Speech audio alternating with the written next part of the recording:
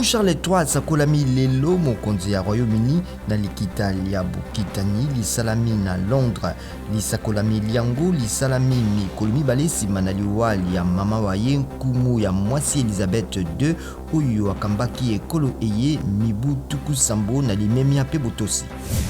Vladimir Poutine mokonzi ya Russie apesi longonia na Kumu Charles III oyo awuti kosakolama bongo mokonzi ya Royaume-Uni nsima na liwali ya mama wa ye. Lokola ye bakonzi basusu pe basali yango lokola Denis Sassou Nguesso ya Congo Brazzaville oyo atindi maloba makobongisa. Misalami ya sembo ya France misimbi ndako moko ya motu ya mingi ya ministre Christelle Denis Sassou Nguesso mwana ya mokonzi ya Congo Brazzaville Denis Sassou Nguesso na bulukuluki mpona bomengo bozwama na mabe. Ndako yango ezali na nkombo ya moko na basungi ya Christelle Denis Sassou Nguesso. Tribunal moko elongoli botelemisami na mosala ya mokambi ya bitumba na kanyaka bosalamaki na mokano ya mokonzi Cyril Ramaphosa na Afrique du Sud. Cyril Ramaphosa atelemisaki mokambi ya misalami ye nsima na bofungolami na bulukuluki likolo na ye mokonzi ya mboka.